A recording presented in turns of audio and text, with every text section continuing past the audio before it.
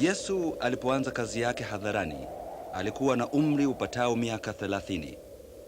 Alitoka huko Yordani akiwa amejaa Roho Mtakatifu, akaongozwa naye kwenda jangwani ambako alijaribiwa na Shetani kwa muda wa siku 40. Kwaresma ni kipindi cha siku 40 katika Ukristo.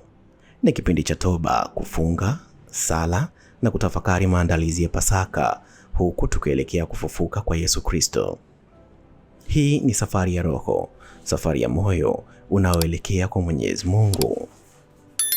Baada ya kufufuka kwa Yesu Kristo, Wakristo wa mwanzoni kabisa walianza kufunga siku chache tu kabla ya Pasaka.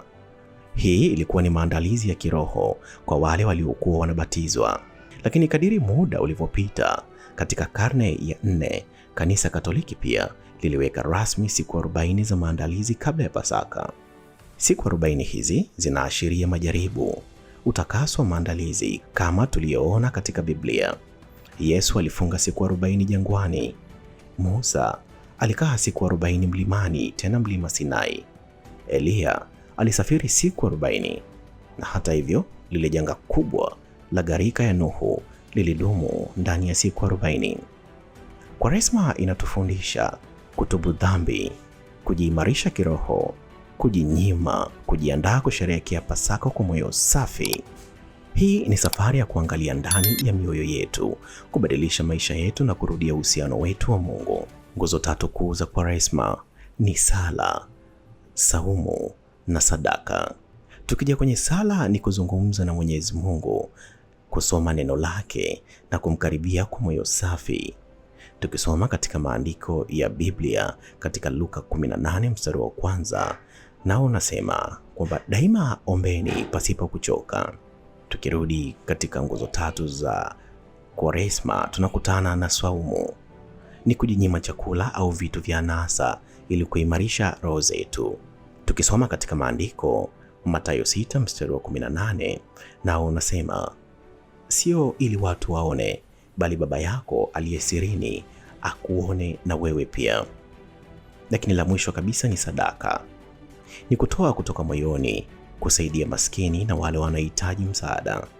Na maandiko yake ni kutoka Wakorintho wa pili mlango wa 9 mstari wa 7. Nao uliandikwa hivi: kila mtu atoe kadiri ya moyo wake ulivyovunja. Mungu hupenda mtoaji mwenye furaha. Lakini wakati wa Kwaresma tunakabiliana na changamoto pamoja na majaribu. Na hii ni nafasi ya kujifunza, kusamehe na kupishanisha mioyo yetu. Biblia inatufundisha kuwa tubuni na kila mmoja aache njia yake mbaya, na roho yako itapata neema mbele za Mungu. Maneno hayo yameandikwa katika Luka 13 mstari wa 3. Safari ya Kwaresma haishi Ijumaa Kuu tu. Baada ya mateso, kuna asubuhi ya Pasaka, furaha, tumaini na maisha mapya. Kwaresma ni safari ya ndani ya roho, ni muda wa kujichunguza, kutubu, kusali, kujinyima na kusaidia wengine. Ni kipindi kinachoandaa moyo wetu kusherehekea Pasaka kwa furaha na amani tele kutoka kwa Mungu. Kwa kila Mkristo, Kwaresma ni mwongozo wa maisha.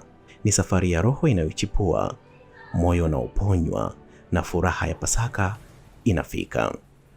Basi tuchukue muda huu wa Kwaresma kuungana na Mungu, kurudia upendo wake na kutafakari jinsi ya kubadilisha maisha yetu. Hii ni Nishani ya Tai. Tafadhali usiache kusubscribe, kulike pamoja na kucomment ili uwe wa kwanza kupata maandiko yote tunayozidi kukuwekea hapa hapa.